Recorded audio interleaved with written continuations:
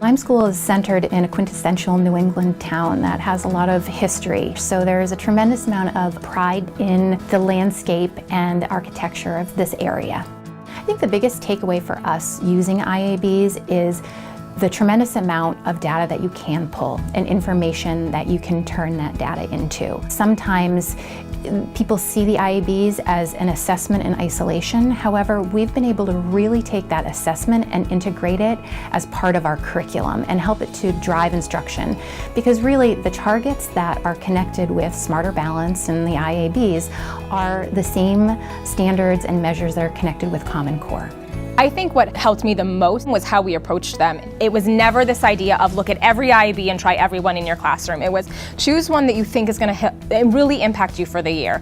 And that made it so much easier to get to this point now where I felt comfortable trying all of them. So I think the best thing is just to choose one kind of indicator out of those IABs, whether it's just research and writing or just listening. Baby steps. Baby steps, for sure.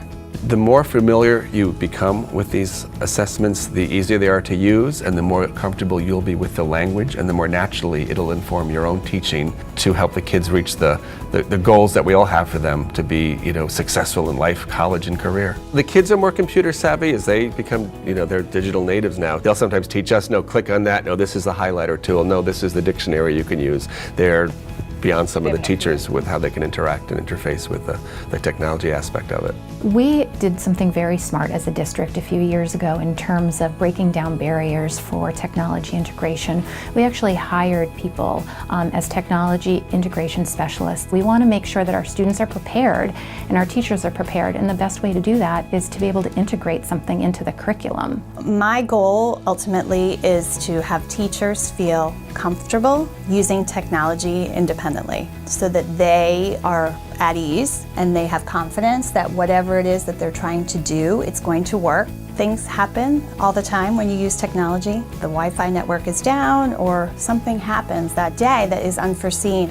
So my goal is to build a relationship with the teacher so that they feel comfortable, and that involves me coming into the classroom and co-teaching with them, and when anything is introduced or we're doing a lesson, I collaborate with them. So with Jen, it kind of started the beginning of the year's conversations of what do we want this to look like? Are there IABs that directly tie into certain points in a unit that might be helpful, or after finishing a cluster of standards that we might want to use the IAB? And we plan out with Jen and then the computer lab. So the IABs we like to keep as much of a structured schedule as possible, the teachers do, so that it's imitating an SBAC-like experience. I think I have 3 pieces of advice actually for integrating the interim assessment blocks. One, just really remembering that they're short, they're brief assessments that can yield a lot of data for teachers to inform instruction. The second piece of advice is I would have teachers be directly involved in the administration of the interim assessments because 1, ownership is really important in this process, and 2, it allows teachers to really understand and conceptualize how they might be able to bring this language or the models back into the classroom so that they're sharing the experience with their students. And I guess the third piece of advice would be to look internally at the curriculum as to how can model questions be built in so that this isn't something that's done in isolation. This is something that's integrated into the curriculum and to the school year.